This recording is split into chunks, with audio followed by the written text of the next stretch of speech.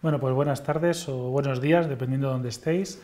Yo soy Pedro Bermejo y en dos palabras por deciros que soy neurólogo, soy experto en neuromarketing y soy el presidente de la Asociación Española de Neuroeconomía y Neuromarketing. Y la charla que vamos a dar hoy van a ser unas nociones, porque no nos va a dar tiempo a mucho más, de qué es eso del neuromarketing. Pues bien, el neuromarketing es una parte de la neuroeconomía. ¿Y qué es eso de la neuroeconomía? La neuroeconomía es una rama de la neurociencia, una parte de la neurociencia que se encarga de estudiar cómo tomamos las decisiones. Eso es la neuroeconomía. Y el neuromarketing es una parte de la neuroeconomía que se dedica a estudiar cómo tomamos las decisiones en el mundo del marketing. Entonces, los consumidores habitualmente siempre han pensado que sabían lo que querían. Eso es algo que, según las reglas de la economía, del marketing clásico, se creía que los consumidores sabían qué querían.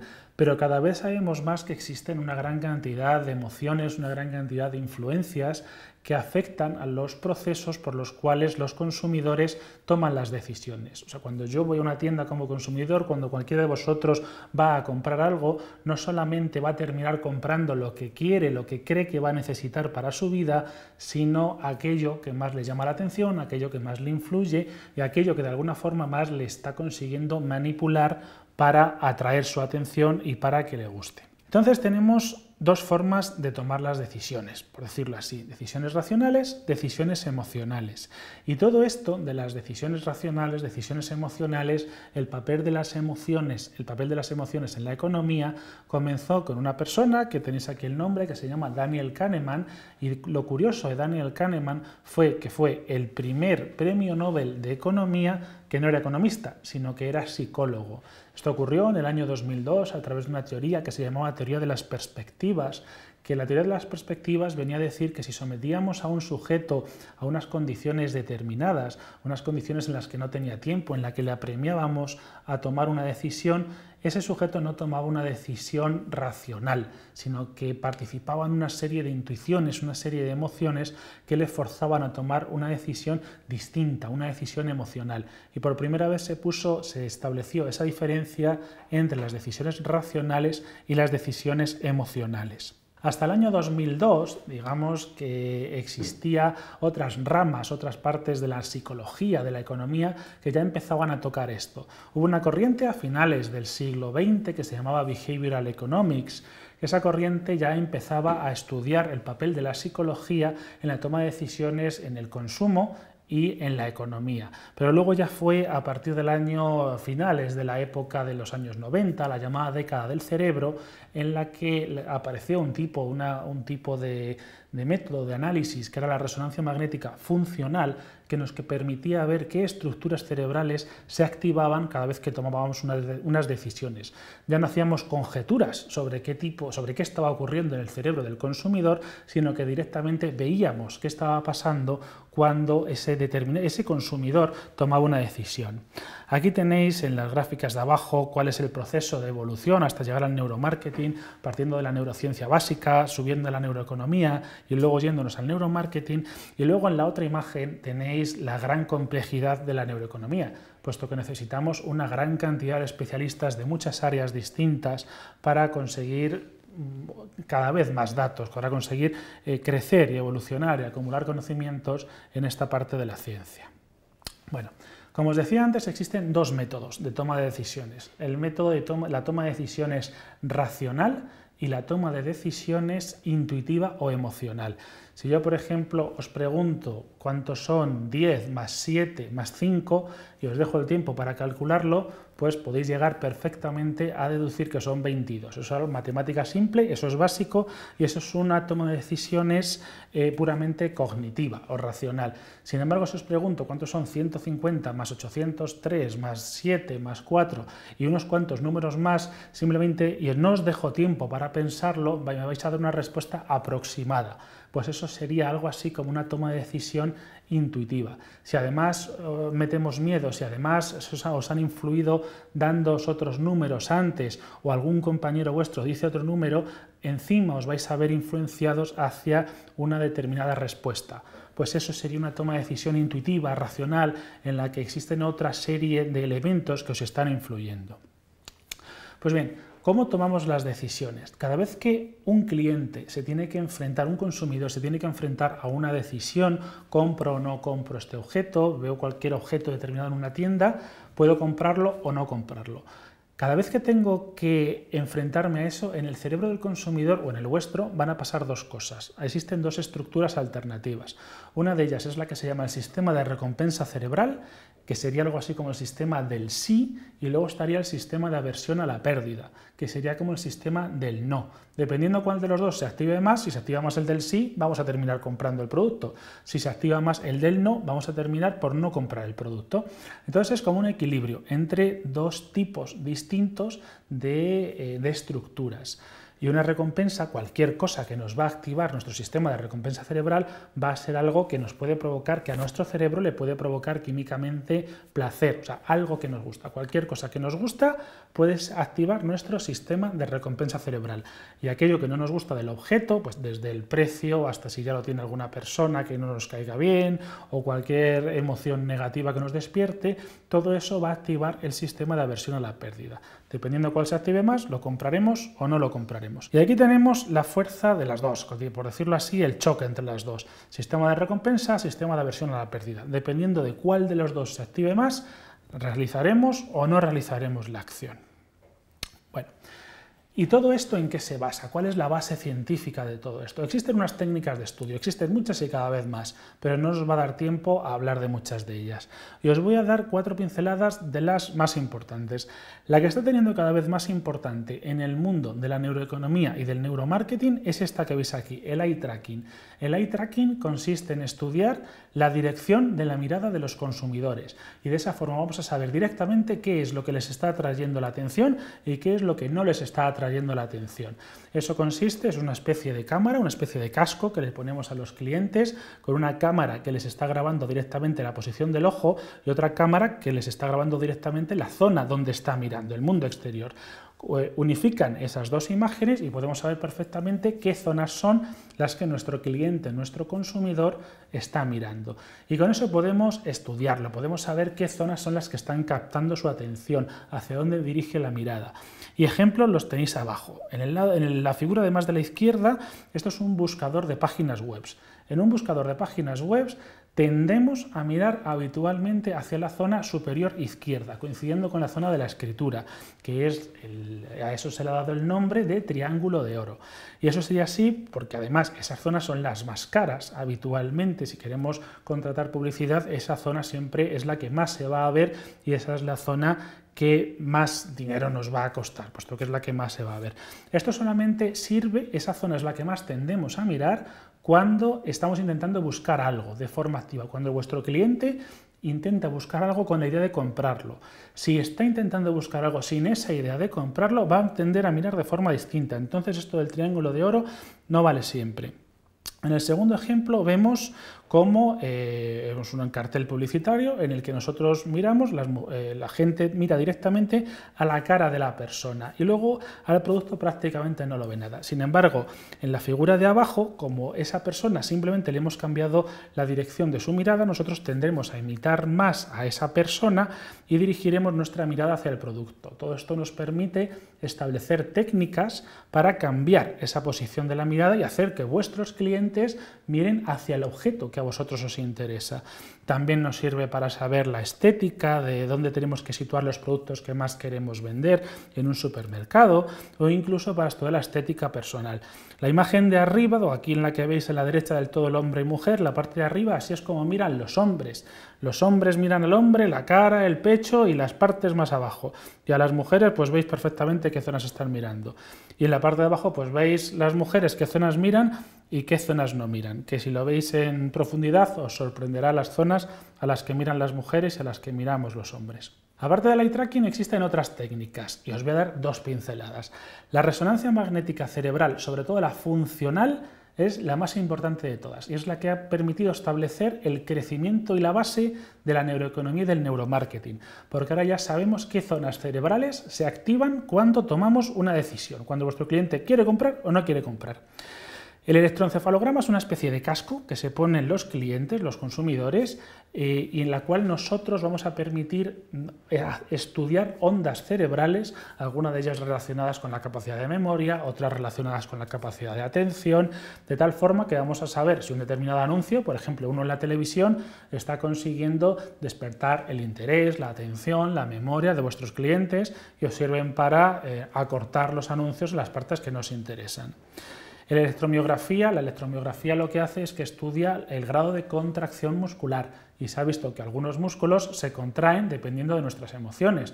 Por ejemplo, si yo estoy contento, aunque esté intentando disimularlo, hay algunos músculos de la cara que relacionamos con la risa, pues que tienen una pequeña contracción. Si estoy ligeramente preocupado, aunque lo intente disimular, el músculo frontal es el que va a tender a contraerse un poquito. Y esas emociones, aunque el cliente no quiera, lo vamos a poder estudiar con el electromiograma. La tomografía por emisión de positrones nos va a indicar qué zonas del cerebro se activan o no se activan, pero esa es una técnica muy cara. Los análisis genéticos nos van a permitir estudiar qué tipos concretos de poblaciones tienen genes determinados, porque se ha visto que con genes determinados la gente es más propensa al riesgo, a comprar más, a comprar menos, a unos tipos de publicidad, a otros. Entonces incluso podremos realizar estudios por zonas geográficas concretas y adecuar nuestra publicidad a zonas geográficas completas. Y luego los análisis hormonales. Se ha visto que determinadas hormonas como la testosterona, el cortisol, hormonas sexuales femeninas, se relacionan muchísimo con determinados hábitos de compra. Y luego todo esto, todo ese sistema, podemos incluso manipularlo. Existen determinadas técnicas, trucos, por decirlo así, para influir a los consumidores. Este que os presento aquí es el más interesante de todos, el que vais a ver, el que vais a reconocer casi en todo tipo de publicidad. Se llama efecto Google, que no tiene mucho que ver con Google, con la compañía. Y eso consiste en que nosotros damos un estímulo primario que no tiene nada que ver con lo que nosotros le queremos vender a nuestro cliente. Le damos un estímulo primario que debe ser agradable, que puede ser dinero, regalos, algo, comida, bebida, sexo, incluso cualquier cosa atractiva para el cliente. Y eso lo que va a hacer es que va a estimular, a dejar preestimulado el sistema de recompensa cerebral, el sistema del sí, concretamente una región que se llama núcleo accumbens, más relacionada con decisiones emocionales. Entonces va a dejar ese equilibrio parcialmente activado hacia la zona del sí. Y luego nosotros le presentamos el estímulo que nosotros le queremos vender a ese cliente, de tal forma que va a ser mucho más fácil que nuestro cliente acepte la venta que nosotros le queremos hacer. Y ejemplo tenéis en todo tipo de publicidad, y aquí veis 3 ejemplos en el lado de la derecha. La parte primera, pues claramente hay una imagen de claro contenido sexual. El sexo sería el estímulo primario y lo que nosotros le queremos vender, que en este caso es una hamburguesa, sería el estímulo secundario, que es lo que cuando el cliente va a recibir ese estímulo secundario que queremos vender, pues ya parcialmente estaría su sistema de recompensa parcialmente desplazado hacia la recompensa cerebral, hacia la zona del sí, y va a ser mucho más fácil que acepte nuestra compra. El segundo ejemplo que tenéis, si os dais cuenta, lo que estamos jugando es con un estímulo primario que es el instinto maternal, el instinto paternal, que es algo que claramente nos resulta atractivo. Por eso se utilizan tantos niños, tantas imágenes de niños en la publicidad. Damos el estímulo primario, que es el instinto maternal-paternal, y luego damos el estímulo secundario, que es lo que nosotros queremos vender. En este caso, una motocicleta. Y en el último caso de todos, pues aquí vemos que el estímulo primario sería lo primero que damos, transmitimos una idea de felicidad, de alegría, que es la que está transmitiendo esta imagen del payaso del McDonald's, y lo que queremos vender realmente no tiene nada que ver ni con un payaso ni con la idea de la felicidad, de la alegría, sino que queremos vender comida, una hamburguesa o cualquier tipo de comida que vendan en estos establecimientos. Recordados que es el efecto Google. Google significa gafas de bucear en inglés y vendría a decir algo así como un cambio en la idea en la que nosotros percibimos el mundo cuando hemos tenido este efecto. Otro efecto muy conocido, que es el efecto halo. El efecto halo es cuando gente que tiene una característica positiva, habitualmente el atractivo físico, eso es lo más normal, cuando hay una característica positiva, nosotros transmitimos directamente esa característica positiva a lo que esa persona tiene en concreto. Aquí vemos a David Beckham, a la chica que está al lado, estos dos vemos que son muy guapos. Pues yo como cliente, si veo a David Beckham o veo a Scarlett Johansson con cualquiera de los productos que están anunciando, yo voy a transmitir la positividad del atractivo físico, se lo voy a transmitir a la calidad del producto que están vendiendo. Entonces yo voy a ver, pues aquí veo la imagen de David Beckham y mi cerebro inconscientemente va a pensar en que esa cuchilla que está utilizando tiene una mayor calidad de lo normal. Eso es lo que se llama efecto halo. Esto hay veces que lo han utilizado varias compañías en general. Intentar tener un estímulo, un producto muy bueno, centrar toda la publicidad en ese producto y que de ese producto se transmita por ese efecto halo al resto de productos que tienen. Eso sería centralizar exclusivamente la publicidad en un producto, y esto lo ha hecho Apple varias veces. Luego existe lo contrario, el efecto anti-halo, el efecto diablo, en la que una persona pues, que no tiene una característica positiva o que claramente existe una característica totalmente negativa, como en el caso de la mujer que vemos hacia la izquierda, en la que la belleza pues, no parece destacar, pues eso lo que haría es que todo lo demás que nos va a vender esa persona, aunque luego, no sé si la conocéis, esta mujer es Susan Boyle y canta como Los Ángeles, directamente nosotros extraemos la idea de que todo lo demás va a ser malo, de que va a cantar mal, de que los productos que anunciase van a ser productos malos. Con el miedo también podemos jugar. El miedo, nosotros como seres humanos estamos permanentemente intentando evitar esa sensación de miedo, de pérdida. Entonces, si transmitimos a los clientes la idea de que tienen que hacer algo para no perder algo, ellos van a intentar hacer todo lo posible. Por ejemplo, si nosotros les damos a unos clientes un producto determinado, les damos un tiempo para que lo prueben y luego les quitamos ese producto o tienen que pagar, el cerebro del cliente le va a costar mucho desprenderse de ese producto, puesto que estamos intentando utilizar el miedo, la pérdida, que suele ir junto. Sin embargo, si a unos clientes les damos un producto a cambio de dinero, va a ser mucho más difícil que acepten comprar ese producto. Luego existen errores de percepción. Los seres humanos, por lo general, percibimos los éxitos pasados como algo debido a nuestras habilidades. Y como nos creemos, en general, nuestro cerebro se cree que si hacemos algo bien ha sido debido a nuestros méritos, vamos a intentar siempre reproducir conductas pasadas que nos llevaron al éxito sin tener en cuenta que a lo mejor aquel éxito lo obtuvimos por cualquier otro motivo. Recordamos solo experiencias positivas, las experiencias negativas tienden a olvidarse con mucha más facilidad. Eso de que los seres humanos no tropezamos dos veces con la misma piedra, como podéis entender, es absolutamente mentira. Recordamos mucho más lo que nos ha llevado a un éxito que lo que nos llevó a un fracaso y tendemos a olvidar nuestros propios errores. Funcionaríamos mucho mejor si esto no fuese así. Y luego, bueno, vemos aquí otro de los más importantes, que es el error de probabilidad. El error de probabilidad es muy importante, puesto que también se puede jugar con ello como cliente, para los clientes, con los consumidores. Fijaos la gráfica que tenéis aquí a la derecha, la parte inferior. En el centro, la línea discontinua indica la probabilidad objetiva de que ocurra algo, mientras que la línea continua indica la probabilidad subjetiva que nuestro cerebro percibe de que ocurra algo.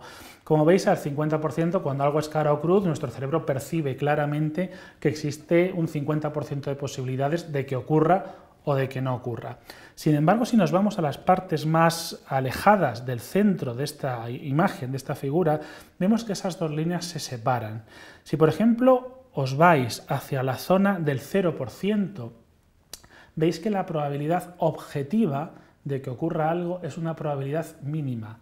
Sin embargo, nuestro cerebro va a interpretar como que esa posibilidad, aunque es baja, sí que existe y sí va a poner en marcha una serie de mecanismos para, por si acaso, esa probabilidad ocurriese. El ejemplo más típico de esto con lo que se juega con los clientes es con la lotería. O sea, nosotros sabemos objetivamente que la posibilidad de que nos toque la lotería es mínima, una entre 100.000 prácticamente.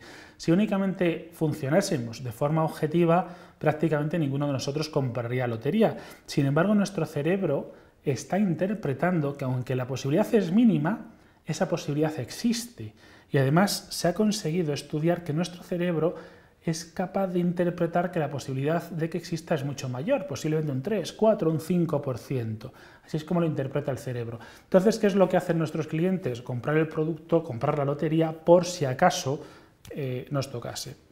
Si nos vamos al extremo contrario, al extremo del 100%, cuando la posibilidad de que algo ocurra es prácticamente del 100%, nuestro cerebro va a interpretar que no tiene por qué ser tanto como el 100%, sino que existen posibilidades de que realmente no ocurra. Por ejemplo, si yo no estudio para un examen, sé a ciencia cierta que voy a suspender, eso es objetivamente. Pero vuestro cerebro lo que os va a decir es que, quién sabe, existen posibilidades de que realmente no suspendáis, siempre existe la posibilidad.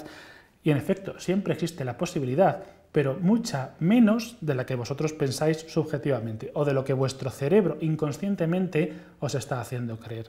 De tal forma que mucho cuidado con este juego de posibilidades. Bueno, diferencias entre objetos reales, objetos percibidos, ¿qué es todo esto? Realmente para el cerebro, aquí esto resume muchas cosas. Para el cerebro no es lo mismo. Un objeto real es la realidad, pues el iPad, mi camisa, los focos, cualquier cosa de estas, todo eso son los objetos reales. Eso es lo que tiene la realidad. Sin embargo, yo, como ser humano, voy a percibir esa realidad de una forma que no tiene por qué ser la misma la mía que la vuestra. Yo lo percibo con 5 sentidos, vista, oído, olfato, gusto y tacto, y vosotros también. Pero esos sentidos no tienen que ser exactamente lo mismos en unos que en otros.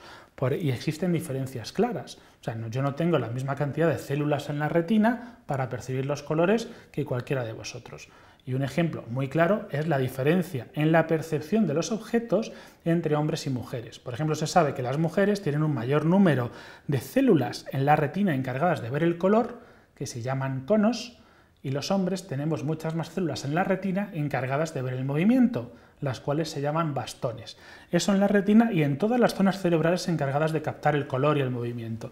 Por eso las mujeres habitualmente tienen muchas más posibilidades, mucha más capacidad para ver el color y distinguir entre dos tonos distintos, y los hombres tenemos mucha más capacidad para percibir el movimiento.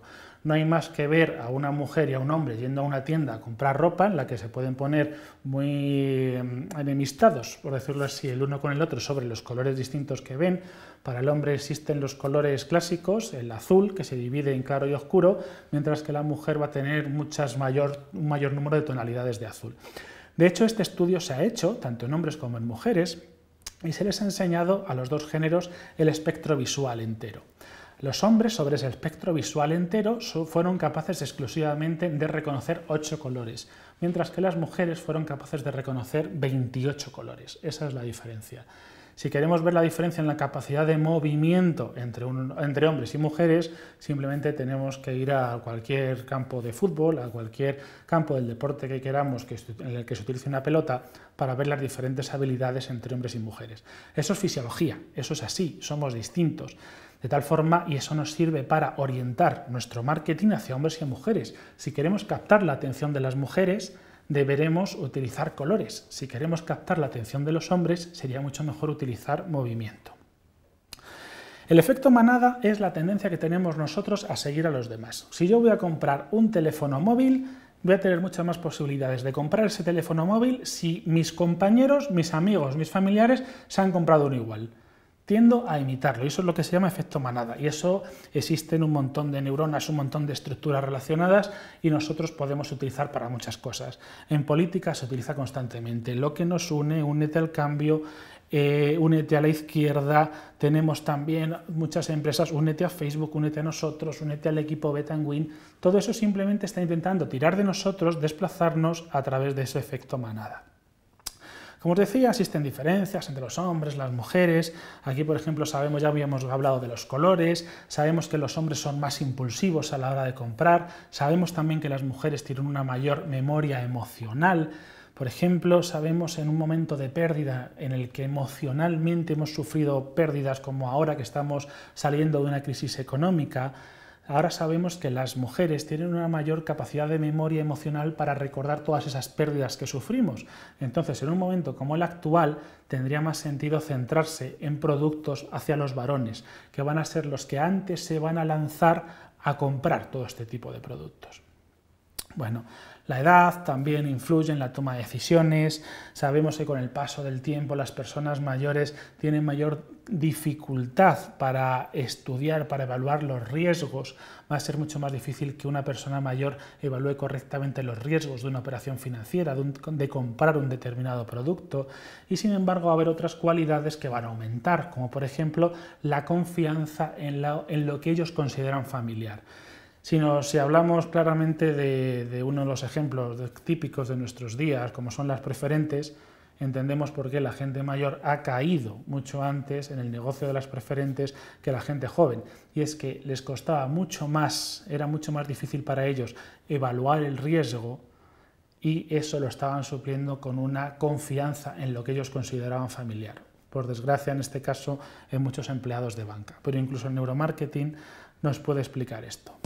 Además, aparte de todo ello, hay un montón de influencias externas en la toma de decisiones. Sabemos que la intensidad lumínica, la luz del sol diaria nos va a influir. Los días que son más soleados tendemos a comprar más, estamos más eufóricos. Las estaciones del año también influyen, las tormentas, los ciclos lunares. Lo de los ciclos lunares es mucho más importante de lo que se piensa. Los días de luna llena se sabe que estamos más depresivos en general, tendemos a comprar menos, e incluso los días de luna llena se sabe que baja la bolsa. El efecto lunes, los lunes compramos menos, los viernes compramos más, todo eso está relacionado simplemente con el grado de depresión y el grado de euforia. Las drogas de abuso, la cafeína, fármacos, el estrés, hay un montón de cosas que por tiempo no podemos entrar, pero que todo ello va a influir nuestros hábitos de consumo y hábitos de compra. Luego, respecto a las necesidades de los clientes, esto es lo que se llama la pirámide de Maslow. Supongo que la mayoría de vosotros la conoceréis porque es algo muy conocido. La pirámide de Maslow simplemente es una escala de las necesidades humanas. En la parte más baja estaría la fisiología, lo más propio nuestro, lo más necesario, pues la respiración, el alimento, lo que claramente necesitamos para vivir. Seguridad, afiliación, reconocimiento y autorrealización, que serían las últimas de arriba.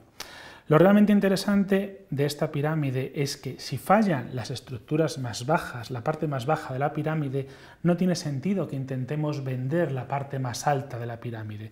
Dicho de otra forma, si por ejemplo tenemos un cliente en el que le está fallando la fase de seguridad, estamos en una sociedad en la que claramente hay delitos, en la que claramente hay corrupción, en la que claramente hay una dependencia, en la que claramente una persona no puede conseguir los productos más básicos, no tiene una seguridad de salir a la calle, pues no tiene sentido que le vendamos una de las partes más altas de esta escala. No tiene sentido que le hablemos de productos sobre la felicidad, sobre la confianza, sobre la creatividad, sobre la moralidad, porque le va a dar igual, porque no tiene cubiertas las necesidades más básicas.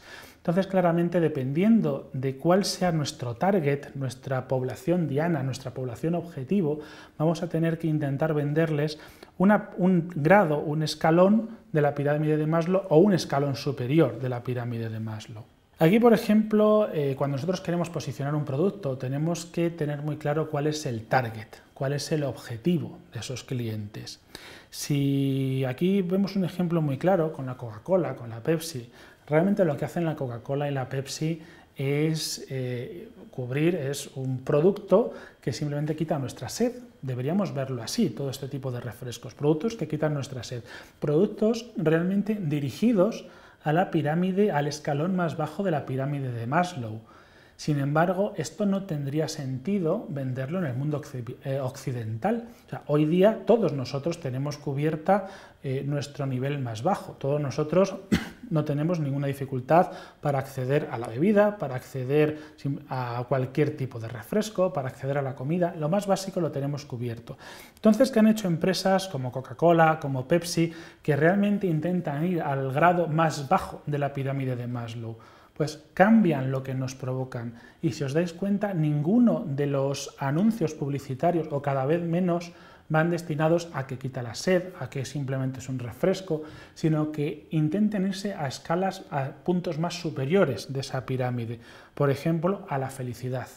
De hecho, la mayor parte de los anuncios de Coca-Cola hoy día están orientados a cubrir nuestra necesidad de felicidad. Y esto es la única explicación. Luego también el neuromarketing lo podemos aplicar a las estrategias de productos. Según las teorías de la economía clásica, existe una relación inversamente proporcional entre la cantidad de ventas y el precio del producto que nosotros queremos vender. De tal forma que si el precio va subiendo, las ventas proporcionalmente van bajando.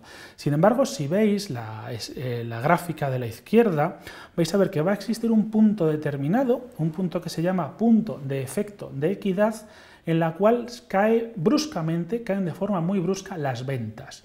Entonces ya no se cumplen esas reglas de la economía clásica. Y ese punto de efecto de equidad es un punto determinado para el cual la mayoría de los consumidores perciben la sensación de injusticia. Si yo, por ejemplo, vendo botes de Coca-Cola a 1 euro y los sube a 1,5 y luego los subo a 2, pues posiblemente cada vez vaya vendiendo menos. Sin embargo, va a haber un punto determinado, por ejemplo 3 euros para un bote de Coca-Cola, en el que claramente las ventas van a caer a plomo. Y eso es debido a que la mayoría de los clientes consumidores, la mayoría lo van a percibir como algo injusto. Entonces no van a querer saber nada de nosotros. Ese punto de efecto de equidad incluso lo podéis alterar vosotros y simplemente explicándolo. Si decís que habéis subido el precio de la Coca-Cola, puesto que existen pocos botes de Coca-Cola y tenemos que intentar redistribuirlos entre todos, es muy posible que muchos de los consumidores acepten un precio más caro y consigáis desplazar ese punto de efecto de equidad.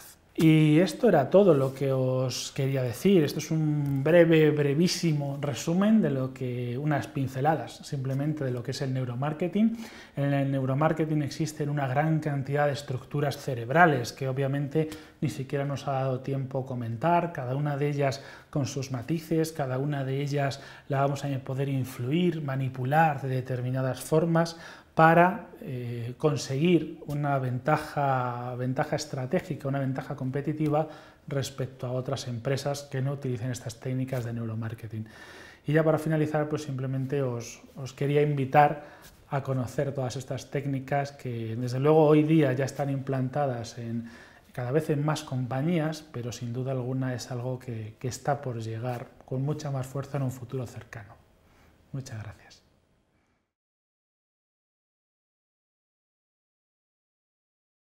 Bueno, pues vamos a responder a las primeras preguntas. La primera de Juan Pedro, si se va a compartir esta presentación. Pues me dicen que lo van a colgar la semana que viene en el canal de LID. Ahí la tendréis. Luego, dos preguntas de José Antonio. ¿Cómo podemos escapar de esta manipulación inconsciente? Pues realmente es difícil escapar de la manipulación inconsciente porque nuestro cerebro nos están llegando influencias constantes, de las cuales únicamente una pequeña parte de ellas las vamos a hacer conscientes y las vamos a ser capaces de interpretar y trabajar de forma consciente y racional. Pero sí existen dos trucos que claramente van a mejorar vuestra capacidad para tomar decisiones racionales. La primera de ellas es conocerlo. O sea, si no conocéis qué es el efecto halo, qué es el efecto Google, qué es el efecto manada, cómo estáis tomando decisiones, indudablemente os va a ser absolutamente imposible ser capaces de ver cómo se están intentando manipular. Esa es la primera. Y el segundo truco es tomar las decisiones con tiempo. Una de las cosas que más potencia esa toma de decisión intuitiva, emocional, es no tener tiempo. O sea, imaginaos que yo a vosotros os hago una pregunta determinada, la que sea, y rápidamente os empieza a meter prisa, venga, respóndeme. Pues vais a responder lo primero que se os cruce por la cabeza. Ese es el ejemplo típico de una decisión emocional. Sin embargo, si a vosotros os digo, tomad esta decisión, mañana tendremos una negociación, mañana tendrás que elegir el producto que quieres y tú te lo puedes llevar a casa y puedes escribirlo, tu decisión final, y puedes valorarlo con el tiempo que quieras, la decisión, aunque no al 100%, pero va a ser sin duda mucho más racional. Entonces, los dos principales trucos, hay muchos más, los dos principales son tener tiempo y conocerlo. Luego, las diferencias culturales entre países afectan, ¿qué diferencias culturales hay y cómo la publicidad si debería ser global o debería ser más específica? Indudablemente el cerebro de los seres humanos es muy similar. Me da igual que estemos hablando de una cultura, me da igual que estemos hablando de una raza concreta, en términos generales va a ser muy similar. De tal forma que la publicidad global va a afectar de forma muy global. Sin embargo, sí que es cierto que cada cultura, cada sociedad tiene sus necesidades. Si recordáis la escala de Maslow que hemos puesto, no es lo mismo orientarse a determinados grupos poblacionales que no tienen cubiertos los primeros escalones más básicos de la escala de Maslow que si hacemos una campaña publicitaria para un determinado sector absolutamente rico que tienen de todo. Debemos orientar nuestra publicidad. Y lo que os decía, una Coca-Cola lo podemos vender como un refresco que nos quita la sed en un momento puntual o lo podemos vender con la idea de la felicidad. Siempre tendremos que irnos a un target o a otro y aprovechar pues, esas diferencias culturales que existen para adaptar nuestra publicidad. Las diferencias entre cerebros de unas personas y de otras, de unas culturas y de otras, sí que existen, pero no son tan importantes. O sea, indudablemente no pensamos igual los occidentales que los orientales, hay ciertas diferencias, incluso se han visto macroscópicamente en estructuras que son de distinto tamaño, pero eso es lo menos importante. Tenemos que orientarlo, pero sobre todo por diferencias culturales, no por diferencias fisiológicas. Rafael me pregunta si hay algún libro o alguna web recomendable. Pues muchas gracias, Rafael, porque voy a aprovechar para venderte el mío, que casualmente lo tengo aquí. Neuroeconomía, ¿cómo piensan las empresas? Yo soy el autor. Es todo lo que os he contado en 30 minutos, lo tenéis en 200 y pico páginas. Muy recomendable. Ya vamos por la segunda edición. Y nuevamente, muchas gracias por la pregunta. Y Juan Pedro me pregunta si la decisión de compra depende de factores no solamente psicológicos. Sí y no. Sí y no. La decisión de compra depende de factores ya no tanto psicológicos como cerebrales. En nuestro cerebro existe, y es tan fácil de entender como lo que os he dicho, un sistema de recompensa cerebral y un sistema de aversión a la pérdida. Si se activa más el sistema de recompensa cerebral que el sistema de aversión a la pérdida, ya se ha hecho la venta. Tan simple como eso y tan complejo como eso, porque el sistema de recompensa cerebral y el sistema de aversión a la pérdida son vías finales en las que converge todo. La memoria del sujeto, todos los recuerdos del sujeto, todas las emociones previas, todas las experiencias pasadas, su capacidad económica, dónde han comprado, qué han comprado todos sus familiares, si le gusta, no le gusta, variantes personales, todo eso converge en este equilibrio. Y tan complejo como eso, pero sí que es cierto que si activamos más el sistema de recompensa que el sistema de aversión a la pérdida, ya está hecha la venta. Entonces es una respuesta fácil y difícil a la vez. No sé si tenemos más preguntas, nada más. Pues nada, me dicen que no tenemos más preguntas, o si no hay o no han entrado ya en tiempo, y simplemente pues daros las gracias por vuestra asistencia, aunque sea virtual. Y bueno, animaos simplemente a que conozcáis un poquito más de todo esto de la neurociencia, de la neuroeconomía, del neuromarketing, que yo creo que es algo muy interesante y algo con lo que tendremos que lidiar, queráis o no queráis, en los años venideros. Y muchas gracias nuevamente.